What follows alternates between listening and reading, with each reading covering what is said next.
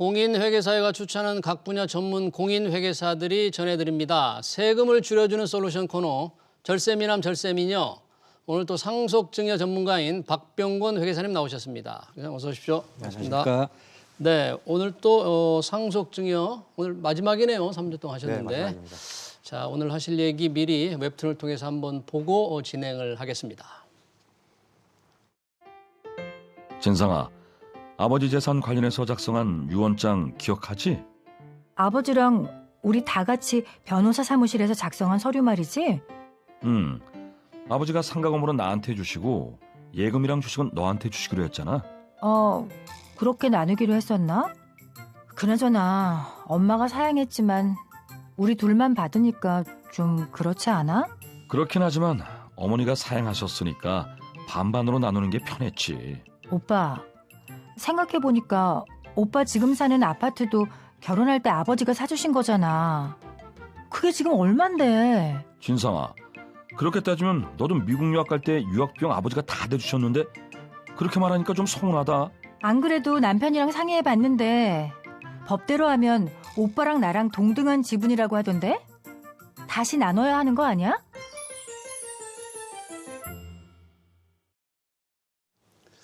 네, 임종이 얼마 안 남은 상황으로 보이고요. 가족 간 재산 다툼 얘기네요. 상속 분쟁 생각보다 많습니다. 자, 이 상속 분쟁이 일어날 때 이 상속 관련된 건 법에 좀 구체적으로 명시돼 있는 거죠? 네, 상속 재산의 분배에 관련해서는 우선 상속분이라는 개념을 좀 아셔야 되는데요. 예. 상속분은 이제 쉽게 얘기해서 상속인이 2명 이상 있을 때 전체 상속 재산을 어떻게 나눠 가질까 그 비율을 말하는 단어입니다. 상속분이요. 네. 네. 그 상속분은 지정 상속분하고 법정 상속분으로 나뉘는데 예. 그 지정 상속분은 피상속인이 유언 등을 통해서 피상속인의 의사가 반영된 채 나누는 것이고요. 법정 상속분은 법률의 규정에 따라 정해져 있는 것입니다. 그래요? 그러면 지정상속으로 하게 되면 지정상속을 유언장에 작성해서 남겨두면 말씀하신 그 법정상속분과 별도로 유효하다 그런 거죠? 예, 뭐 당연합니다. 그 피상속인이 자기 재산을 이제 누가 어떻게 나눠 가질 것을 유언으로 정해놓으면 그건 당연히 유효한 것인데 예. 그게 이제 좀 약간 과할 수가 있지 않습니까? 어떤 특정 상속인한테 과하게 분배가 돼서 다른 불리한 상속인한테 상속인이 갖고 있는 법정 상속분을 과하게 침해하면 유류분 반환 문제라는 문제가 발생할 수 있습니다. 네, 유류분 이 상속 때 등장하는 단어입니다. 조금 어려운 개념인데 유류분 설명을 좀 해주세요. 내가 그 금방 설명드린 지정 상속분은 예. 피상속인의 유언으로 정해지다 보니까 네. 그 유언대로 재산을 나눠 갖다 보면은 불리한 상속인이 생길 수가 있습니다. 예를 들어 설명해 보면 예. 그 아버지가 수년간 아프셔서 네. 병수발 병간호를 그 어머니든 자녀들이든 했는데 예. 그분들이 상속인인데 갑자기 돌아가시기 바로 직전에 내 모든 재산을 뭐 종교단체에다 기부하겠다 이렇게 유언을 남기면 예. 그 유언 자체가 상속인들 입장에서는 어떤 합리적인 기대에 반하는 유언이 되고요. 그러네요. 뭐 아버지 재산 때문에 꼭 병수발한 것은 아니라 하더라도 예. 그러다 보니까 그 유언장대로 그러니까 법에서는 그렇게 상속인의 최소한의 권리를 보장해서 예. 피상속인의 유언을 어떻게 하더라도 법정 상속분의 일정 비율을 보장해 주는데 그걸 유류분이라고 합니다. 그 유류분 제도를 통해서 피상속인이 어떤 유언을 남기고 돌아가셔도 상속인은 일정 몫의 재산을 확보할 수 있게 되는 것입니다.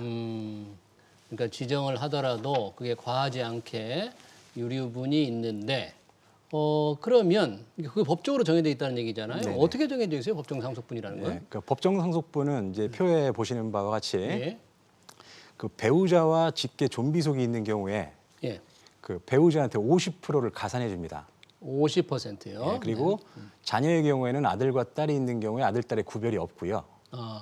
그래서 배우자와 아들, 딸이 있는 경우를 예를 들어 보면 배우자와 아들, 딸, 그러니까 네. 어머니와 아들, 딸 이렇게 있을 때 예. 1.5 대 1대 1의 비율이 법정 상속분입니다. 그래서 전체 상속 재산을 3.5로 보면 예. 1.5하고 1을 더해 3.5로 보면 3.5분의 1.5가 어머니의 법정 상속분이고 예. 아들과 딸은 3.5분의 1이 법정 상속분이 되는 겁니다. 그리고 이 유류분은 이 법정 상속분의 일정 비율을 인정해 주는 건데요. 예, 배우자와 직계 비속의 경우는 법정 상속분의 2분의 1을 인정해 주고 절반. 예. 네. 직계 존속과 형제자매는 3분의 1을 인정해주고 3분의 있습니다. 1. 아, 그래서 제가 아까 웹툰의 사례로 한번 설명을 드려보면 아까 웹툰에서 상가는 아들이 갖고 오빠가 갖고 예. 그다음에 예금하고 주식은 동생이 갖기로 했습니다. 네. 그래서 상가 가격을 한 14억 정도 된다고 보고 네. 예금하고 주식 가격이 8억 6억 해서 전체 상속재산을 28억이라고 가정해보면 예. 28억 전체 상속재산 중에 어머니의 한번 법정 상속분을 계산해보면 네. 28억 곱하기 어머니의 법정 상속분인 3.5분의 1을 곱해서 12억이 계산되고 네. 또 아들하고 딸은 그렇게 계산하면 8억씩 나올 겁니다. 그런데 이제 유언장대로 재산이 분배가 되면 네. 어머니는 법정 상속분을 받기는커녕 네. 유류분 금액도 못 받고 그렇죠. 아들과 딸은 법정 상속분으로 계산한 8억보다 넘게 받게 되죠. 네. 그러다 보니까 어머니가 유류분 권리자가 돼서 네.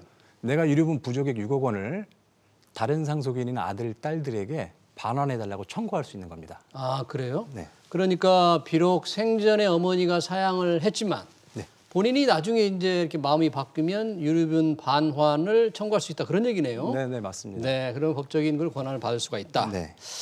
그런데 아까 그 웹툰에서 봤지만 그 전에 그 오빠 얘기 여동생이 그러잖아요. 오빠는 아버지가 집을 사줬고 또 그러니까 오빠가 아, 너는 유학비를 아버지가 대줬잖니 이렇게 얘기하면서 예전 재산분을 가지고 다시 뭐 분배해야 된다 이런 논쟁을 벌이고 왔던데 그런 건 어때요?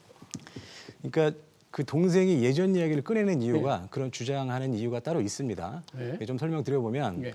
아까 제가 어머니의 법정 상속분과 유류분을 계산할 때 예. 그 계산한 순서를 보면 일단 유언장에 있었던 상속재산 28억에다가 예.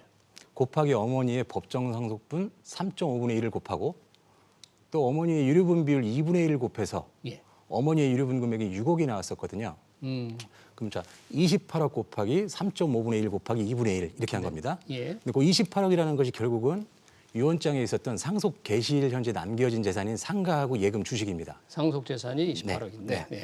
그런데 유류분 계산할 때 기초 재산가액이라는 것은 예. 그 상속 개시일 현재 남겨진 재산뿐만 아니라 네. 사전에 증여한 재산도 합해서 유류분을 계산하도록 하고 있습니다. 사전 뭐 사전에 증여한 재산, 사전 기간은 한 뭐, 사전 기간의 제한이 없이. 기간 제한 없이요. 네네.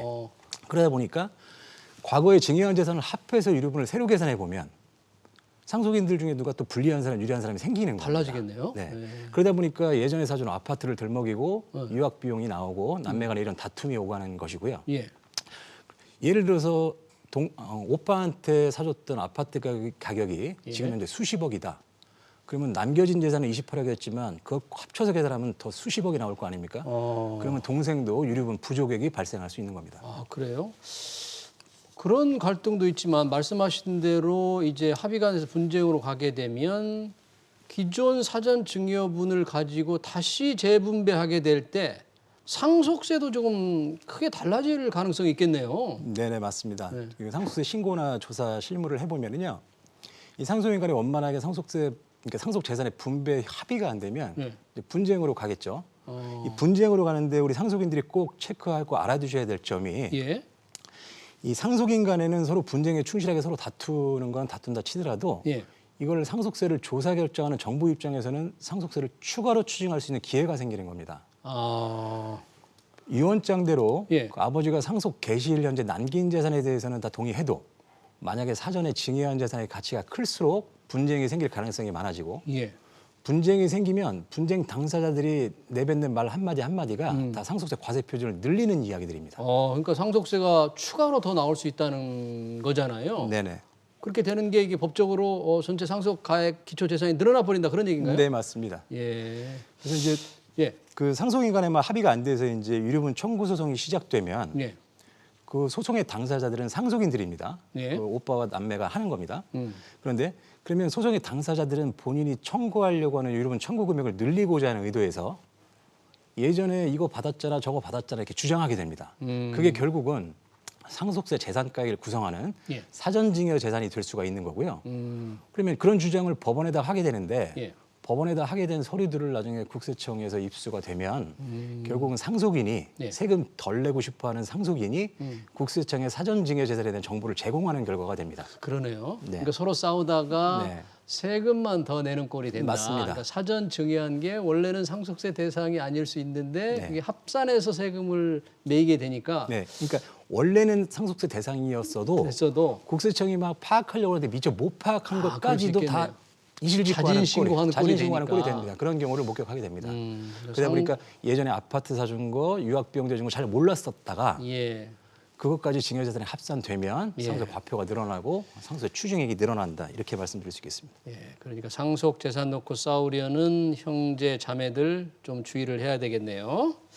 결국 상속인간의 분쟁이 되면 세금이 늘어나고 추징까지 되는데 이런 걸 막으려면 이제 유언장을 작성을 좀 합리적으로 해야 될 텐데 유언의 방식 법에 지금 어떻게 정해져 있나요? 예, 유언은 일정한 방식을 아주 엄격하게 지키도록 하고 있습니다. 지금 5가지 유언의 방식을 정해놓고 있는데 그 자필 증서 손으로 쓰는 거 하고 자필. 예, 녹음하는 거 하고 네. 또 공정 증서, 그다음에 비밀 증서, 구수 증서 이렇게 5가지로 정해져 있습니다. 네. 그런데 유언자의 진위를 이제 명확하게 하고 유언장을 둘러싼 분쟁을 사전에 방지하고자 예. 이렇게 법에 정한 엄격한 형식을 좀 어긋나게 되면 예. 그 유언장 자체가 무효가 됩니다. 아, 그래요? 예, 그러다 보니까 실무적으로는 그 변호사 사무실에 가서 그 유언자하고 증인 2명이 하는 공정증서의 유언 방식을 많이 채택하고 있습니다. 네.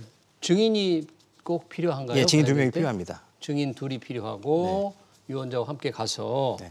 공정 증서한 유언 방식을 택하는 것이 안전하다. 네. 이거 미리 알고 가야 되겠군요. 상속 생각보다 복잡하고 갈등분이 많네요. 이런 일이 나오지 않도록 역시 이 상속 법정 상속분 잘 따져야 될 텐데 지금까지 말씀해 주신 거 좀 중요한 거 골라서 좀 정리 좀 네. 해주실까요?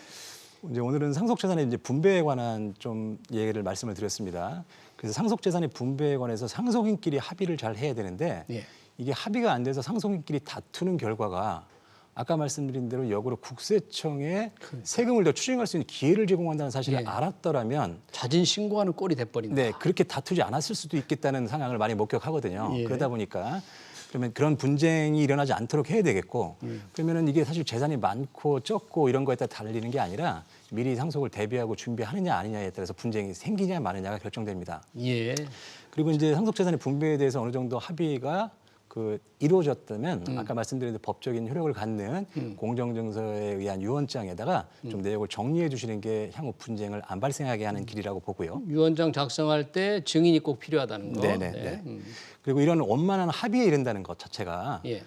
기본적으로 아직 상속이 개시되기 전인 지금 현재 그 상속세의 계산 구조라든가 사전 증여 재산이라든가 상속이 개시가 되면 각자의 상속인들이 갖게 될 권리, 법정 상속분이든 또는 유류분이든 이런 것들에 대한 이야기를 사전에 수면 위에 올려놓고 이야기 나눌 수 있는 여건 조성하는 것이 무엇보다 중요하다 이렇게 판단이 됩니다.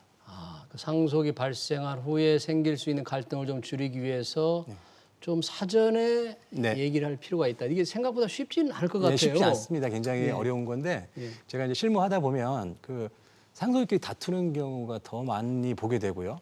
다투는 거야 뭐 그렇다 돈 때문에 네. 그렇게 할 수 있다 치는데 그 결과가 세금이 더 나오는 꼴이다 그러니까요. 보니까 이런 주제를 제가 오늘 잡아본 것입니다. 네. 상속 관련 분쟁 어떻게 하면 줄여서 절세를 할 수 있을지 잘 들었습니다. 지금까지 박병곤 회계사였습니다. 네, 고맙습니다. 네, 감사합니다.